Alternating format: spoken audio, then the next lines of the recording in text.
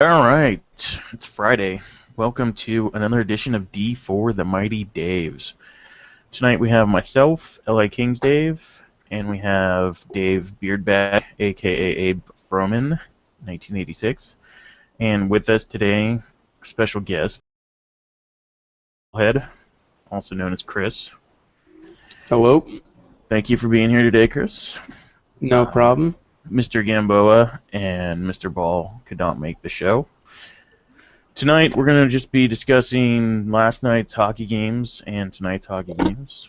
And then we're also going to be going over the World Championship, which started today, and pretty much anything else that comes up just throughout the hour. If you guys have any questions, please feel free to ask us. You can always send us a message through Twitter. Reviewing right now the scoreboard.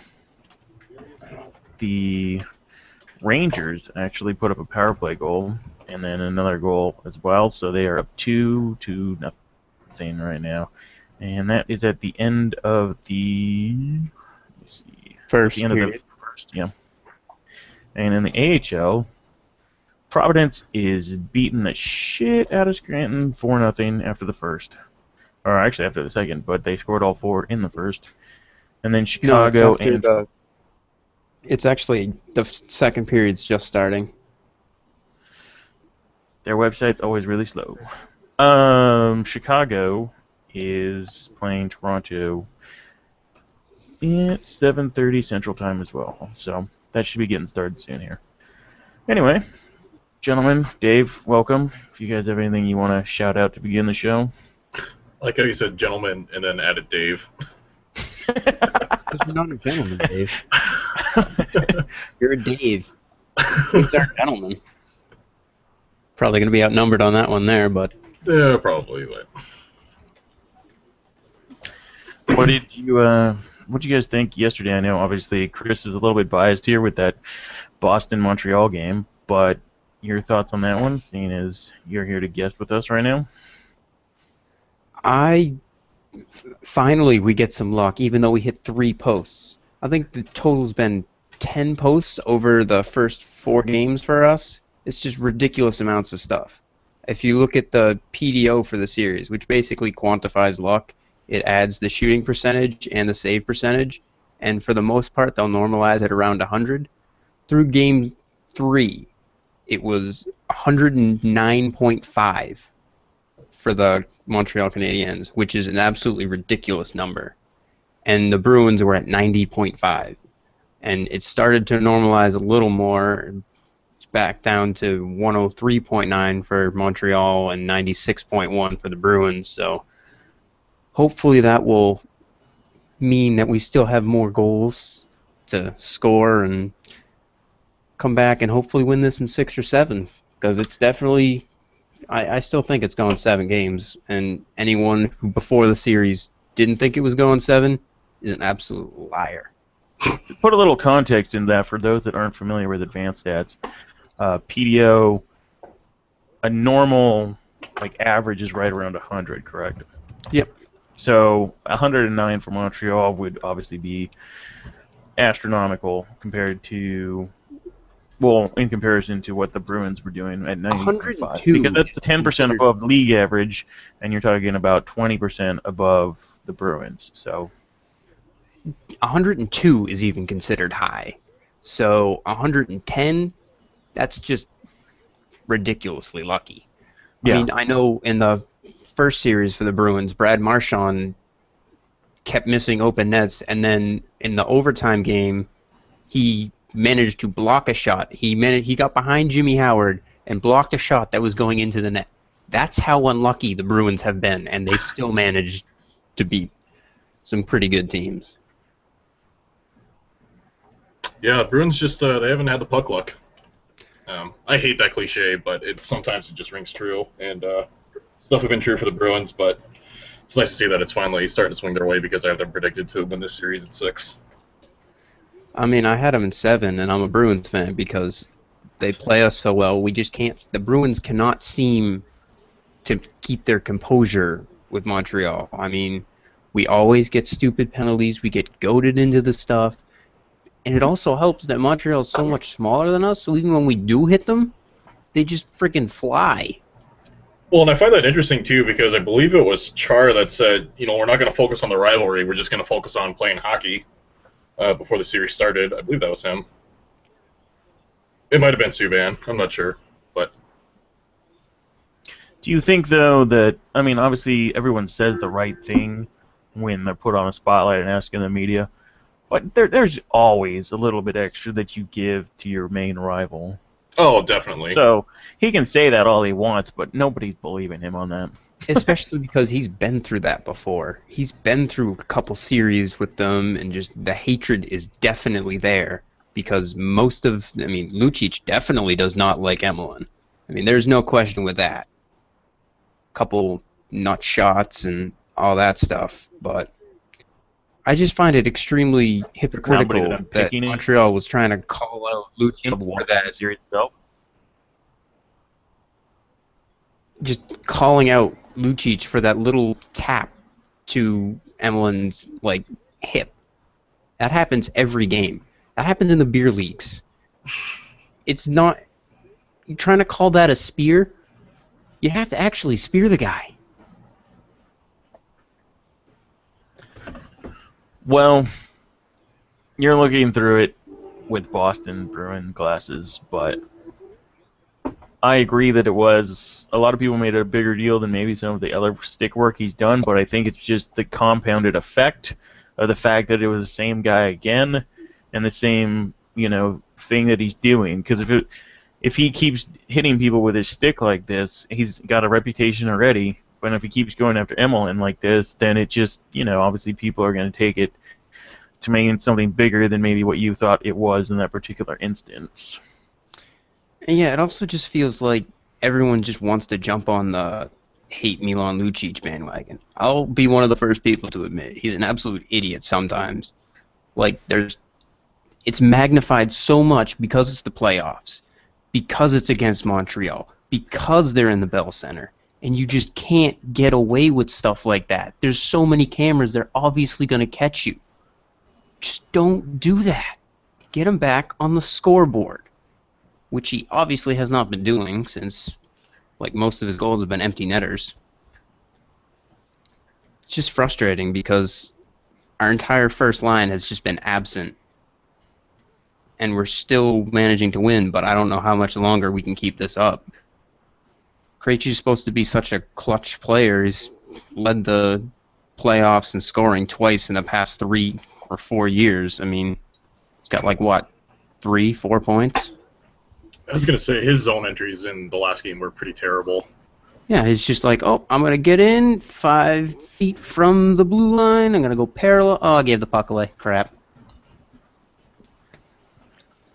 Yeah, I would say that looking at it, I've kind of been wondering if he's been hurt or something. He doesn't seem to have the jump that he normally would the last couple years, or do you think he's just getting old? He's not that old yet, so. No, I don't think it's that, because if anything, it would be Iginla, and he's been battling pretty hard.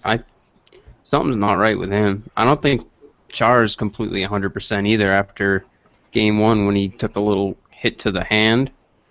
He's been favoring that hand a bit, so be interesting to see how that pans out in the long run. Yeah. Moving on, we're going to go over last night's second game, which was Los Angeles at Anaheim. And obviously as a Kings fan, it was disappointing, but both teams played pretty evenly, and the final score, of course, was 3-2. The Ducks, however, have been just seemingly, maybe because I'm a Kings fan and it feels this way, but the Ducks are pretty much dominating the 5-on-5 game the last couple games, and that's pretty huge in the playoffs because there's not a lot of penalties called. And one of the big things that a lot of Kings fans complained about last night was the number of penalties. I don't know if that were not called, and I don't know if you guys watched that game or not. I know I did not. I was too busy trying to calm down a little bit, but I did catch a tiny bit of it towards the end, and I saw Corey Perry going in on the empty net and trying to shoot and breaking his stick, and it's always hilarious when that happens. Between that, yeah, this series has had a lot of funny moments actually. Between that and him spraying Jeff Carter's glove with water, Dowdy going over the boards last night into the Ducks bench, That was such a great check. Jonathan Quick punching Corey in the dick. Yep, You know, there's there's been a lot of good stuff coming out of this series, just from a outsider standpoint. It's always fun to watch a rivalry that's, just kind of getting off the ground in the playoffs and watching them, how they handle each other.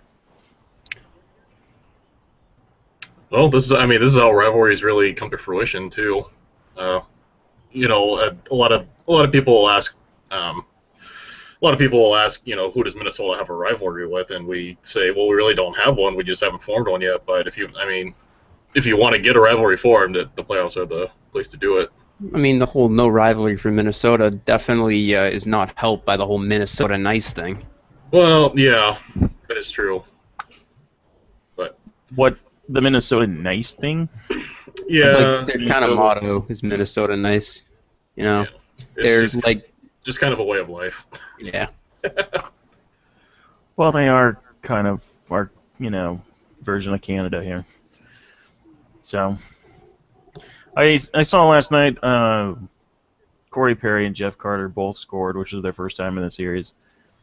So that's good for both teams to get those guys going, because they're probably the two best goal scorers on the team during the regular season. I don't know. The Kings scored another power play goal last night. I think they have a power play goal in every single game in the playoffs, which is ridiculous considering how bad their power play was during the regular season, but it still didn't help us win last night. Timo Solani had a goal as well, which is his second this series, which is good for the Ducks because he had a terrible regular season.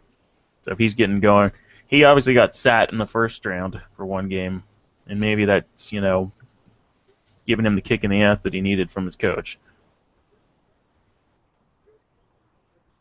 Yeah, I'd say it's reasonable. I think that whole Ducks roster has to be motivated to win the Cup for Teemu this year.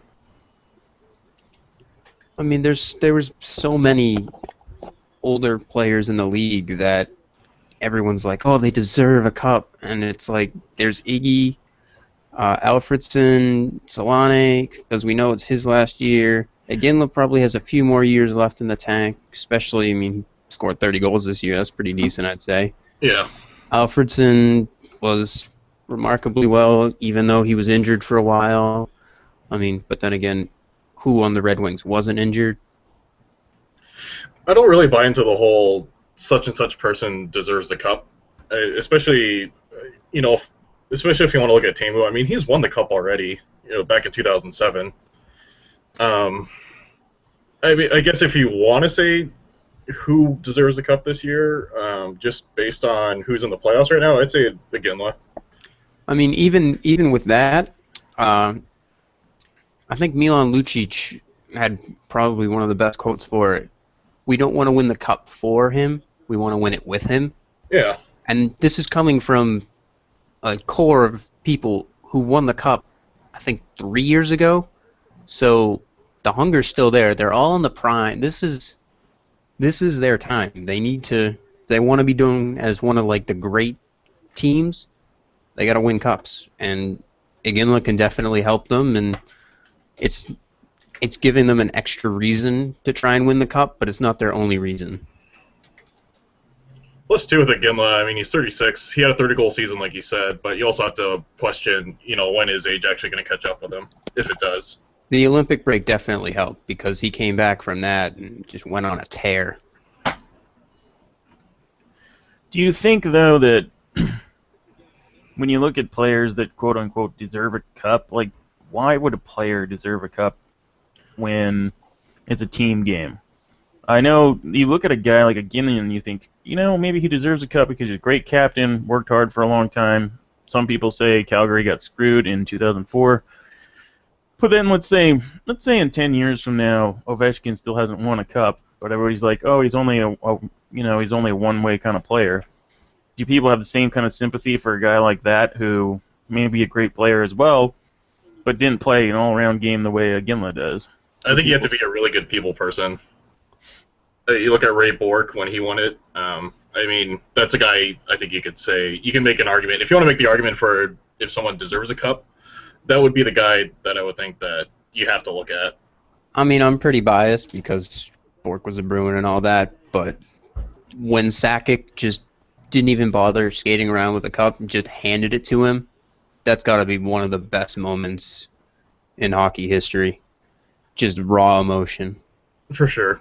Like I think I a guy remember too, I was like 6 or 8 or something like that, and it was around because it was out on the West Coast. It was a later game, and of course, when you're 8, you have a bedtime. So I remember getting woken up by my dad to come down and watch Ray Bork skate around the rink with the cup. I mean, That's awesome. Just moments like that you remember. It's one advantage of being on the West Coast. I never had a bedtime for sporting events. I remember that series. I know that everybody talked about Ray Bork, but I was really happy for Rob Blake that year too, because he went over to the Kings, and he'd been a King for a long time, and finally got a cup there. He's our only Norris Trophy winner ever. Yeah, Bruins have had quite a few Norris winners. Yeah, shut your mouth. We all know. Anyway, moving on to tonight's games. The Pittsburgh Penguins scored, so it's now 2-1. Yeah, Malkin had a pretty nasty goal. Obviously, we all know about Marty St. Louis' mother passing away yesterday. How much... He's a professional, he's been in the league a long time. He hasn't had the greatest playoffs, but what kind of extra motivation do you think that really gives somebody? You occasionally see people play well in situations like this in sports, but when you have something like that happen so short after, how much do you think is weighing on his mind, or do you think he's just purely professional? I think he's at that point in his career where he can kind of put it in the back of his mind, and so he can go out there and play his game. I don't see this affecting him negatively.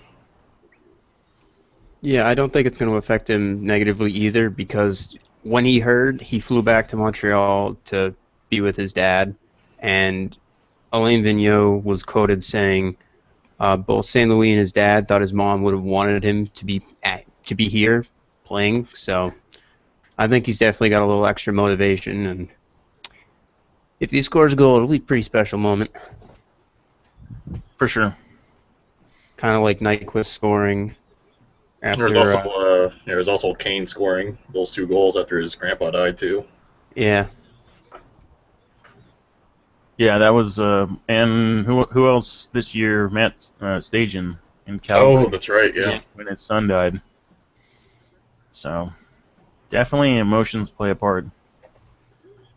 Speaking of Alain Vigneault, if the Rangers end up getting eliminated, how successful do you consider his season this year? His first year with the Rangers. Obviously, they won a round, but do you feel like this has been a good season for him as a coach, turning it around after the horrible start they had, or do you feel that they maybe should have done better and put themselves in a better position beforehand? Or do you think that they had the talent necessarily this year to go farther than this round?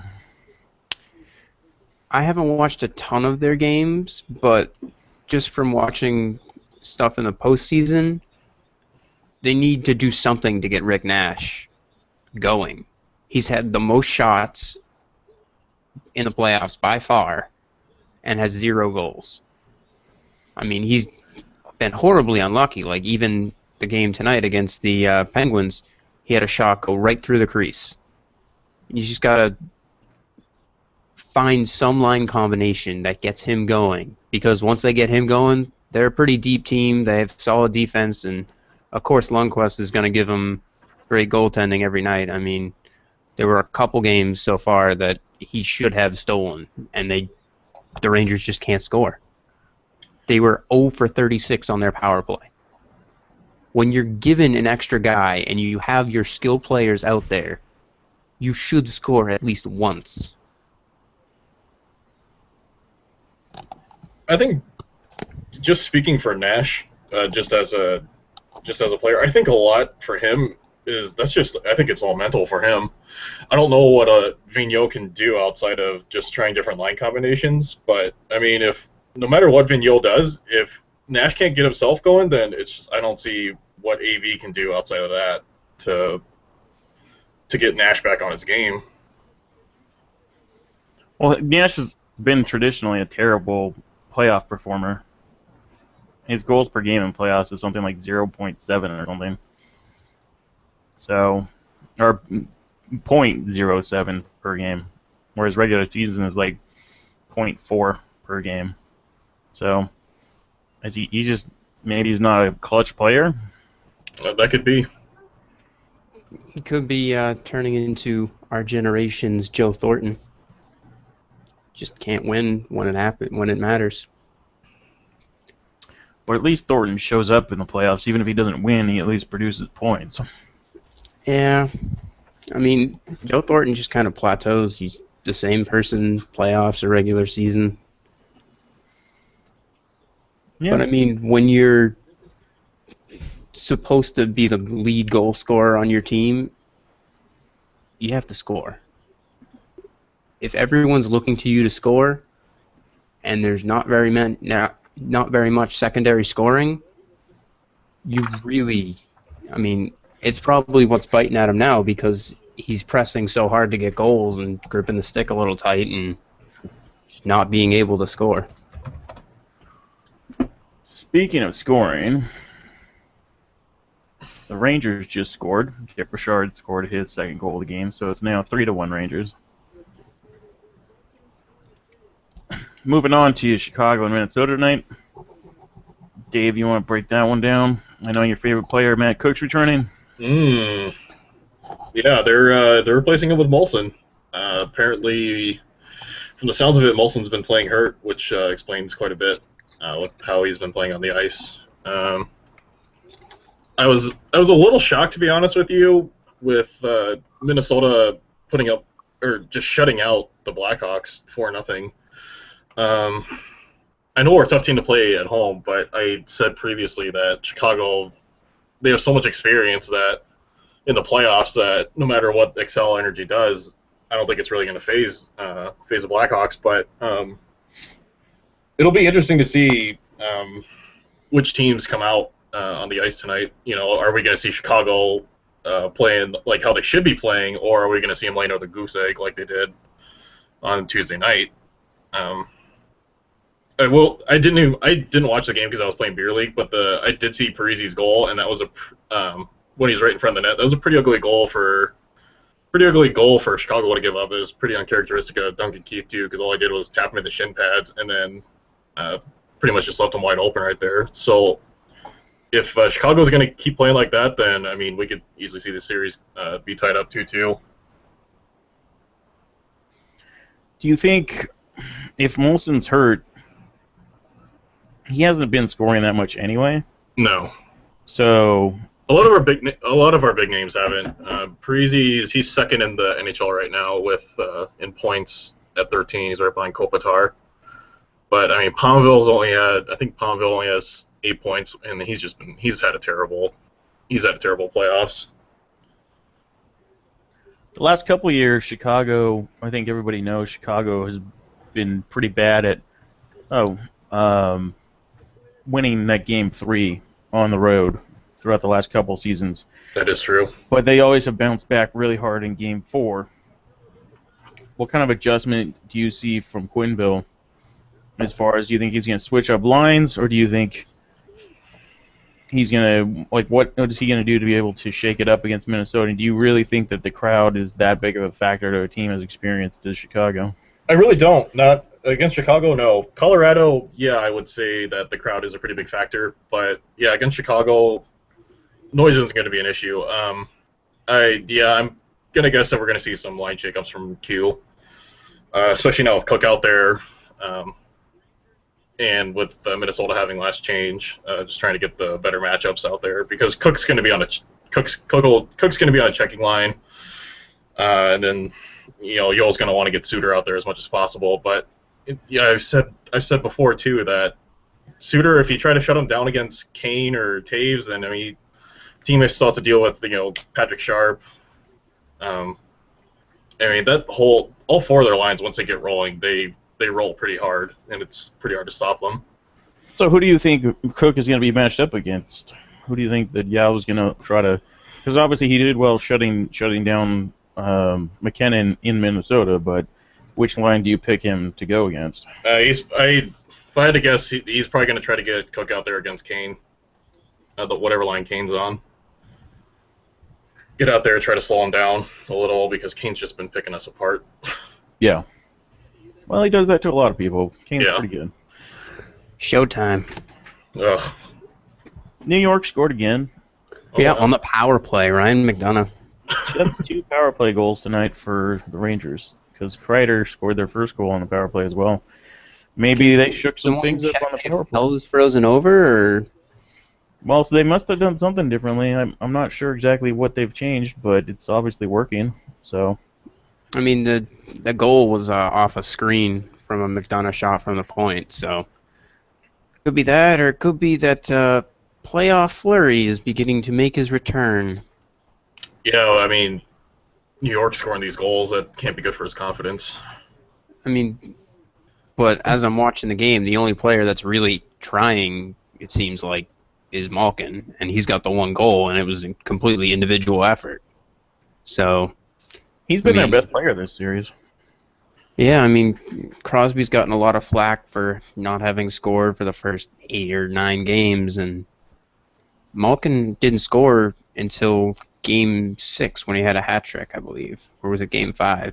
No, that's when he had the hattie. Yeah, well, he was also coming back from an injury, but it seems like he's finally hitting his stride again. Crosby hasn't been playing terribly, even though he hasn't scored a lot, but it seems like people are picking on him a lot in both series. So it's leaving, I feel like it's leaving Malkin with more space. I think that'll happen, though, when you score over 100 points in a season. Yeah. I think the Bruins kind of laid the blueprint for how to deal with them.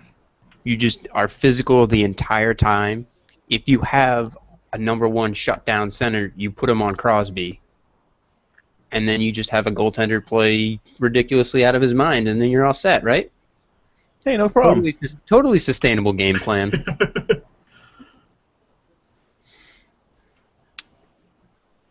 You guys have anything else to say about tonight's games, or should we move on to World Championship? I just hope Minnesota can actually pull it out and make it 2-2. Based on the way they were playing at home, it's not, there's definitely a chance. I think most people, especially on the West Coast, want to see that happen because they don't want Chicago to have an easy road again.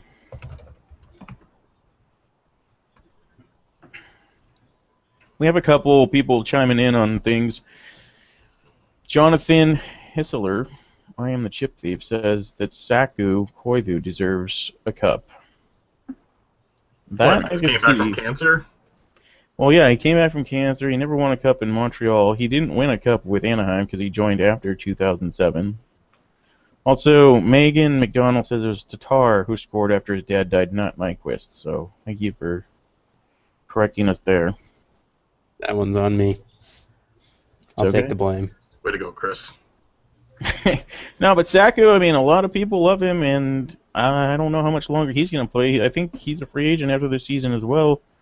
So what's going to happen is he's going to come to Minnesota. He'll win a cup with his brother. I could see that happening. Do you think that Minnesota needs him, though?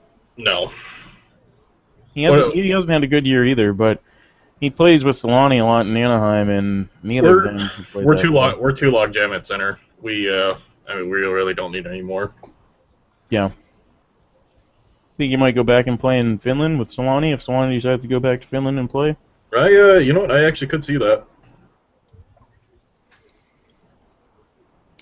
Speaking of Finland, they start their World Championship tomorrow.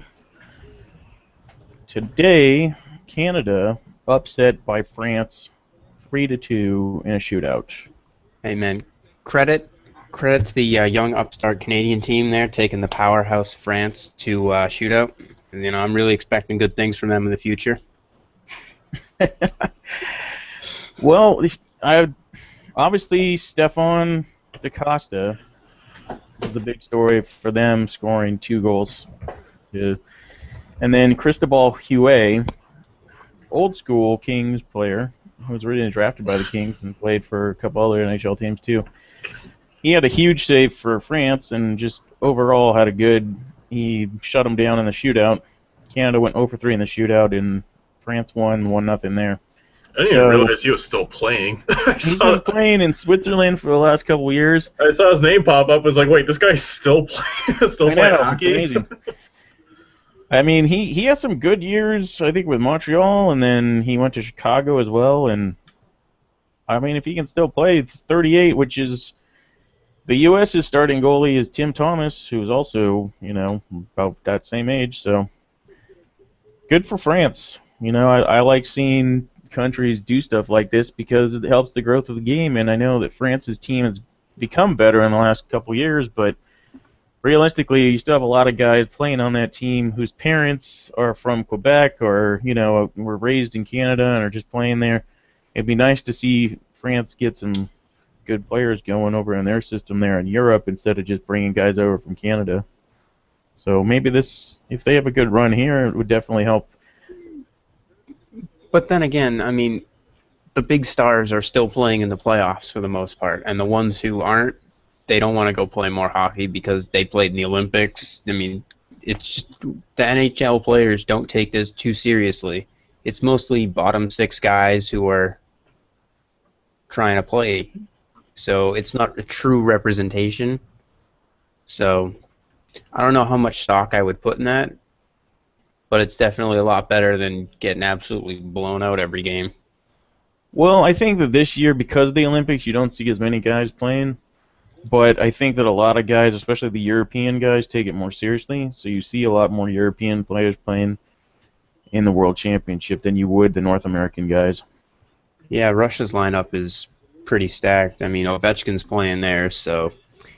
He had a goal and an assist today, and Russia destroyed Switzerland 5-0. Although that score doesn't... Looking at the stat line, it doesn't look like it was that... Like, they just scored, whereas Switzerland didn't. But Switzerland, in general, in the Olympics and this year now, again, just, they don't score. Their defense first team, and without Hiller playing for them, their goaltending's kind of weak. But they actually were pretty close to Russia in shots. It was only a couple shot differential. Bobrovsky got the shutout, though. But once again, Switzerland has not been able to develop forwards, even though their teams have been pretty good the last 8 years or so in international play. So basically, if we were comparing Switzerland to an NHL team, they would be the Predators. They rely pretty on much. I mean, realistically, yeah, they play a don't defensive have their system. goalie like the Predators didn't have for the first half of the year. They're not good. Yeah. Well, I can't. I mean, there are no good. Like, there's no marquee Swiss forwards. So Yeah. it's all defense and goaltending for them. Quick, and they name a gotta forward on the hope that they get those 1-0, 2-1 kind of wins. And against Russia, that's not going to happen this year because Russia probably has the best lineup in the World Championship. Ovechkin had a power play goal, and that team's just too fast and too good. I think that they're probably the odds-on favorite to win that tournament this year. I was a little bit surprised with the USA today because they have a really young team going to the championship this year. They only have 2 guys over 30. One is Tim Stapleton, who plays in the KHL and isn't really one of our better players, and the other one's Tim Thomas, who's playing goalie for us. But we ended up beating the host team 6-1, and that was Belarus. It's exciting to see Johnny Gaudreau, who was the Hobie Baker winner this year. God, that kid is so exciting to watch. He is really fast. He is ridiculously good. He had a really nice wrist shot for his goal today. He also had 2 assists. And Jakub Truba had 2 goals as well. The U.S. didn't look that great in the first, even though they had a 1-0 lead, but then in the second they just poured it on. In the third, they got a couple more. Belarus scored 1 power play goal, but realistically, I was extremely surprised with the U.S., and I thought that I just didn't expect them, especially against the host country, who I thought was going to come out strong. I didn't expect a young team like this to come together so well and put up that kind of number. Because Belarus actually has some decent players on their team who play in the KHL in Europe, and they've always been an okay team as far as internationally. So it's good to see. They have some good coaches behind the bench too, leading that team. Yeah. Well, Peter Laviolette, the new Predators coach, is coaching the U.S. over there. So Yeah, I mean, you also have Joe Sacco, Phil Housley, and Don Granato. Mm-hmm. So Phil Housley's going to be coaching with Laviolette in Nashville, where he was already coaching there this last year, but he's been coaching their defensemen. So looking good on the offense for them, and I think Nashville fans will be excited to see what kind of offense he brings, of course. So last game of the day was the Czech Republic and Slovakia. Czech Republic pretty much dominated that game. They outshot them 2-1, 33-16 in shots, but that went to overtime, where Czech Republic ended up winning 3-2. Yager did score a goal, and late in the game, actually, they put Yager and Hurdle on a line together for the first time late in that game, and they ended up, Hurdle got an assist, Yager scored the tie. I think it was the last minute or two of that game, and then they won in overtime. So Yeah, the overtime game winner was just a slap shot from the hash marks. It wasn't anything spectacular, but just getting pucks to the net, to use an extremely overused cliche. of course, well, there's that's what you got to do. the old adage that, Wayne Gretzky said 100% of the shots you don't take, won't go in. I thought that was Michael Scott. It's said by Wayne Gretzky and by Michael Scott. Michael Scott. Are you guys? I personally love the World Championships. I don't know how much, like you said, Americans don't pay as much attention to it, but I just like watching international play. I think it's always exciting to watch countries do things like France did today. Is there anybody in particular you guys are looking forward to? Just like on the U.S. team, or Just in general for the World Championship, anybody? I know the U.S. has a fairly easy bracket aside from Russia and Finland, so I think that'll be good. I mean, Canada lost already, so they're in a group with Sweden, who's the defending champion. But I mean, I'm pretty the World excited. Championship brings out more teams than the Olympics does, so you get to see some of these other teams that didn't make it. And so, I'm pretty excited to see what Goudreau can do. Because that guy is just scary good.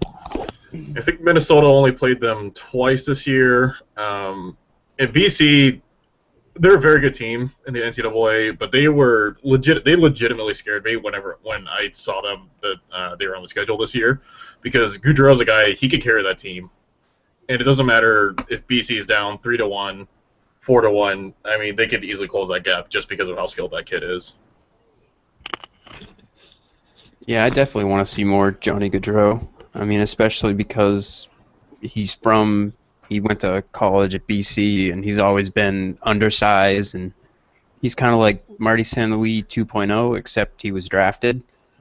Let's hope the Flames don't just trade him, get rid of him for nothing this time. So, especially because he was with his line mate, and one of his line mates, believe it's not Kevin Hayes, because Kevin Hayes decided not to sign with the Blackhawks. So there's potential for him to sign with the Flames, and just that entire line moves, which would be pretty neat to see if chemistry carries over and stuff, especially against larger and faster opponents.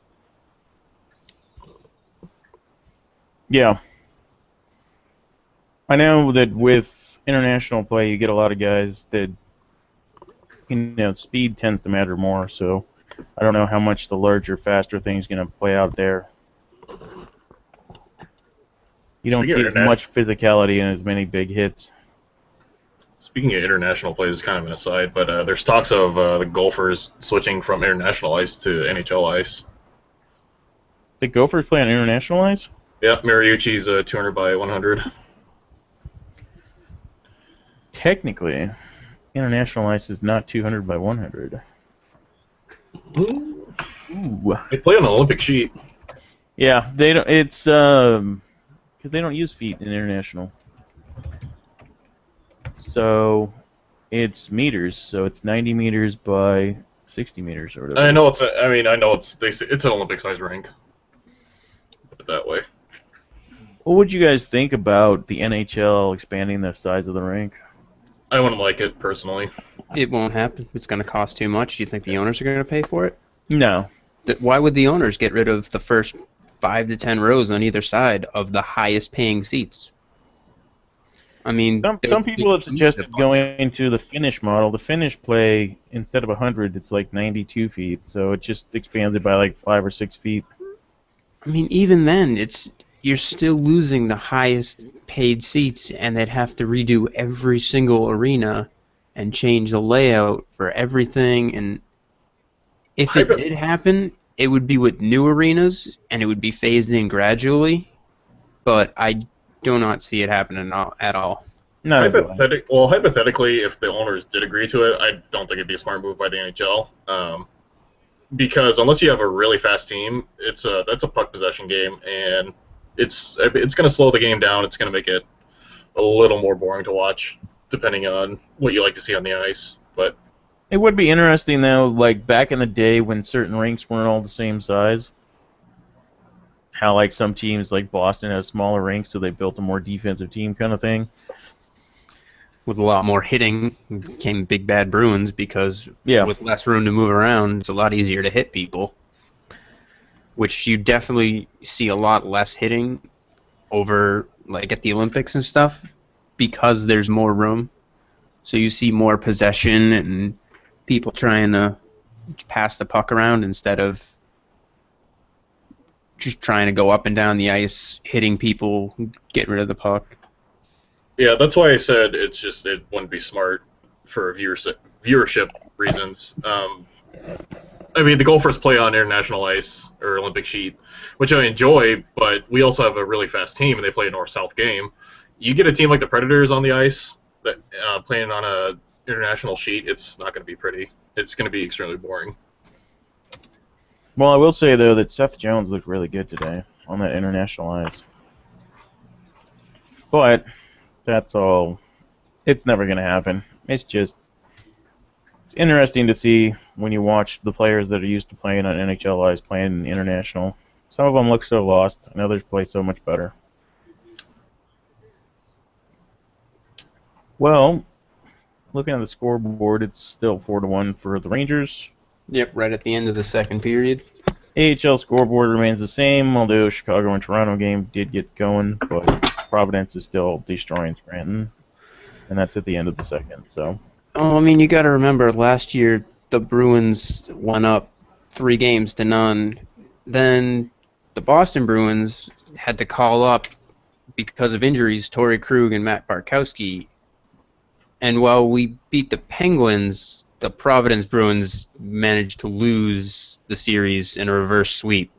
So I don't think anyone's going to be taking... No one's thinking the series is done yet. If they go up 3-0, they're still going to want the fourth game because they know how bad it can be to lose. Yeah, and speaking of calling up, the Ducks called up John Gibson, who was basically the star for Norfolk in that first series, in the first round series against Manchester. Played great in World's Juniors for USA too. Yeah, I know he's a great young goalie, but that's probably, that's a sign that Frederik Andersen's more hurt than they had hoped. Obviously, he left the game yesterday. But Bruce Boudreau was asked about that, and he said he didn't hear that Gibson had been called up. So maybe a little disconnect between general manager and coach there, because I think that's kind of something you might want to tell the coach. about the availability of your players. Yeah, but at the same time, the general manager is doing stuff while the coach is doing stuff. So sometimes the coaches are doing practice, they just don't hear everything by the time they hit the press room. So I mean, shoot him a little text, maybe? That would probably not be a bad idea. Like, hey, called up Gibson. Let him know how hurt your goalie is. Because, I mean, even if you can figure out, like, oh, he has a sprained MCL, he's out for 2 weeks. All right, now we need a backup goalie. Let's see, who's going to be the backup goalie? Gibson. yeah. Well, tomorrow the Ducks, it looks like, are going to be starting Hiller. So how do you feel? I mean, he's only started one game so far in the playoffs, and the Kings are still at home. What do you guys see going on with that game, and then also the other game tomorrow night, which would be the Chicago or the Boston game? I think it's risky to be switching out goalies this much. Well, if Anderson's hurt, they don't really have a choice. So True. He could pull a Gregory Campbell. Play on one line, damn it. Yeah, as Bauer says, on the moment. I don't know. I think LeBrun posted some stat for Hiller. He's got a terrible record at Staples Center. yes, he does. I think he doesn't even have a win this season. Is that right? Well, they only won. No, because I can't remember. One of Kings' home game was what's considered that one of those Kings' home game was at Dodger Stadium. So, yeah, he didn't win the one. Yeah, but that doesn't really matter. But traditionally, no, Hiller's not been that good against us. Yeah, his stat line's just been terrible at Staples, so it'll be interesting to see. I think Hiller is one of those goalies that can step up, but you know. So we'll have 2 games with goalies who are horrible at either at the arena or against the team, because Tuukka Rask is, I believe now with the win last night, 3-11 or 12. So, jeez. Yeah, not really something you want, because I can guarantee you we will not start Chad Johnson. No, well, why would you ever start Chad Johnson?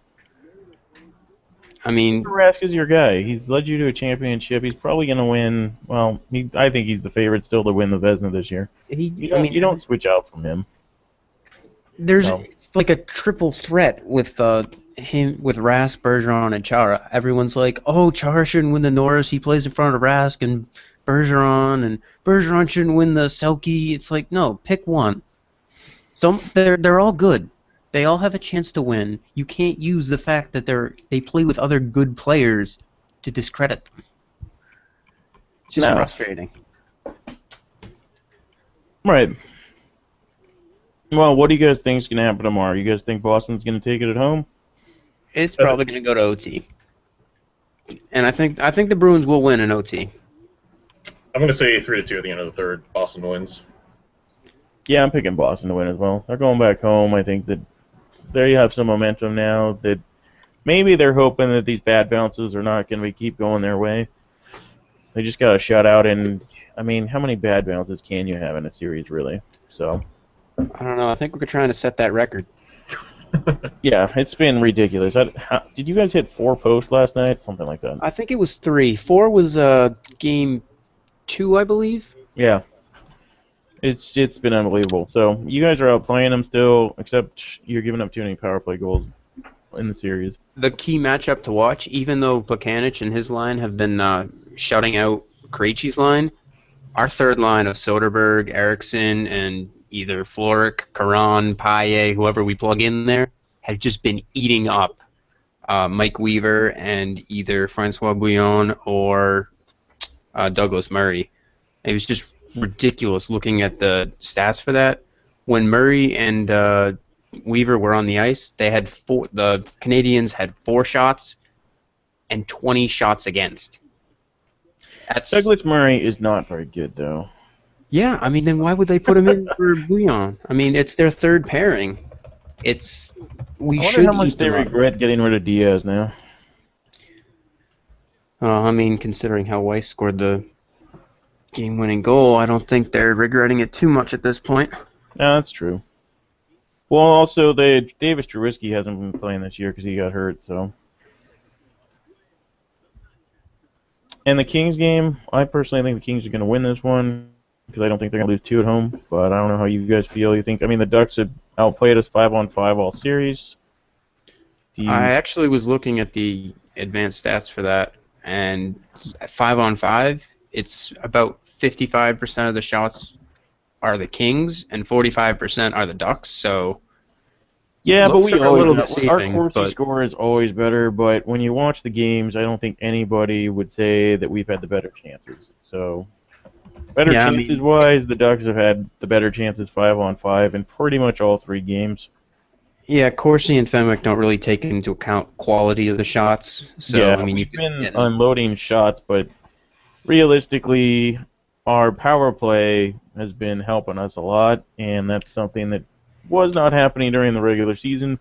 But our shooting percentage, 5-on-5, in the regular season was the worst in the league, and it hasn't been much better in the playoffs. So I think the Kings will take it, but you know that old saying, "You're not in trouble until you lose at home." Well, Kings lose tonight, then, or tomorrow night, then it'll. Well, obviously it'll give the Ducks back to home ice. So. Yep.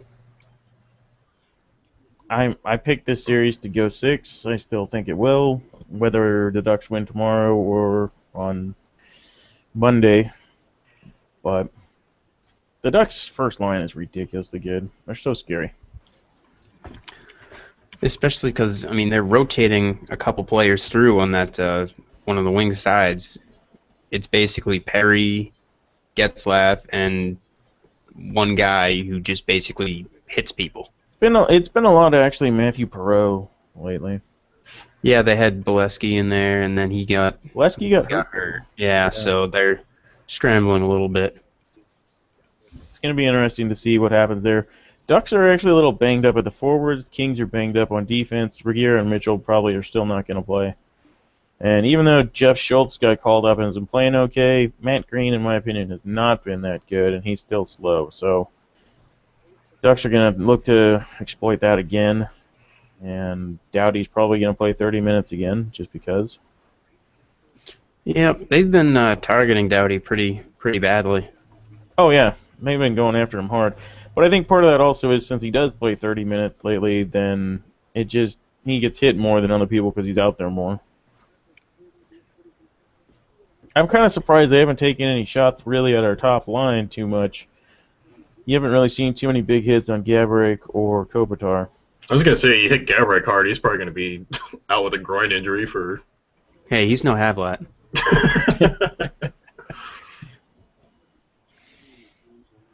Well, we got just a couple minutes here before we wrap it up. I don't know if you guys... Dave, you have any final thoughts or anything you want to discuss? No. I think we pretty much got it. Chris? I think we've covered pretty much everything. Yeah, it's a little bit slow right now. No major movement around the league today, like there was yesterday with coaching and GMs and things like that. I think that a lot of people are on hold right now, seeing what's going to happen. How do you guys feel? If you guys are going to pick somebody to win the World Championship, who are you guys picking? I'd love to see the U.S. win it. Just, a group of young kids. Yeah, especially with Thomas back there. Yeah, I just think that'd be a great story. One thing about Thomas is he played so long in Europe before he came to NHL. He sometimes goalies have angle problems when they switch to the big ice. I would think he's kind of used to that, so I don't think it'll be as big a problem for him as some other goalies. Tim Thomas doesn't play angles, I can tell you from experience. He just kind of falls. He actually played really well today in the second period when Belarus came on strong, and he had to when the game was still 1-0. He definitely did a lot of good work right there. So I hope that he keeps up keeping the U.S. in the game. But I'm picking Russia to win this. I just think that they're too stacked right now. Yeah, I would definitely agree with Russia. I mean, it just means more to them as a country, especially because they have most of the best Russian players from the KHL. So they're trying to really promote the KHL, so they're sending KHL players to the World Championships, and they obviously want Russia to win. Yeah. So I think for that fact alone, the KHL, I think Russia definitely has a solid chance to win. Plus, they have Ovechkin. I mean, that's pretty much all you need for a power play. Ovechkin and someone to pass it to. Pass it to him. All right. Well, I'm gonna get off here then. Just wrapping up a color. Anything else? I saw that John Tavares started skating again today. That's good for the Islanders. Hopefully, he makes a strong comeback.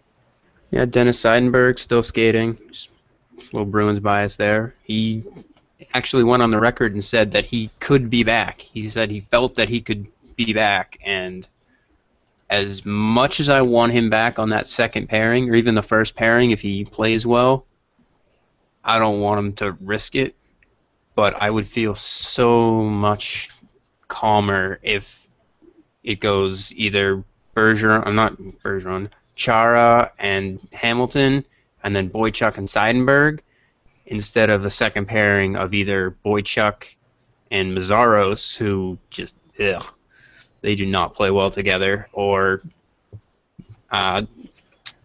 Boychuk and Bartkowski, because Bartkowski, you can count on it, he will have one stupid penalty a game, and it cost us. Cost us game one, and it almost cost us last night, so... I will say for the Birds, I've been really impressed with the way Dougie Hamilton's been playing. Yeah, he's definitely, I mean, coming from last year when he was a healthy scratch for a decent portion of it. Yeah, he's really been stepping it up this year in the playoffs. I think the Seidenberg injury was a major portion of that because he's had to step up. It's like, look, we're taking the training wheels off. You're either going or you're falling. We're not picking you up, so. Right. Sometimes you just got to do that with players, too. Especially, I mean, he's been playing with Chara for the most part, and Chara knows what it's like to try and deal with your size, and he's 6'5", not as big as Chara, but still pretty decently sized. And I mean, if you want to put a newer defenseman with someone, I mean, Chara's a guy that you would pair him up with.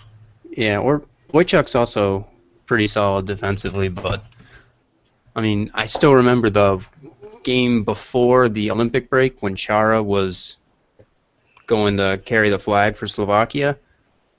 Combined, our defense, the other 5 defensemen we were playing, had about 100, maybe 150 games. Wojciech had 255. So we've gone from extremely old and rather slow on defense with Ferentz, Seidenberg, I mean, Boychuk and Chara, to really, really young. I mean, all the young players we have, Krug, I mean, Kevin Miller's 26, but still he's a rookie. It's just, Chiarelli has really revamped our roster, especially on defense. So hopefully he can keep doing that and we keep winning. But who knows? All good things must come to an end. It's true. Just like this show. We're going to get off now. Thank you, gentlemen, and Dave, for... Got him. For being here tonight. I appreciate it. Dave, I hope that your team wins tonight just to make that series more interesting. Oh, God, I'm hoping to. And Chris, I don't really care who wins your series, but I hope it goes 7 because it's fun to watch. Hey, you know what? On that note, I will say fuck the Habs. Yeah, I second that motion. Meh. The longer the series goes, the more I like PK's event. It's fun to watch. Want a history lesson? Because that's what you get if Montreal wins. Well, I know firsthand Montreal winning their last Stanley Cup against my Los Angeles Kings. And I hate them, but at the same time, this series is fun to watch, so I just want to go 7. I don't think my heart can take that. I don't think my heart can take that. My heart cannot take another 7-game series. I mean, we Oh, always go God. 7 games against them. Well, I mean, Anyway. if it's gonna be like 2011, I mean, I might as well just get a defibrillator right now. 3 7-game series. 2 of don't them keep dying on us. were an OT. All right, guys. You have a good weekend. You and I as will well. talk to you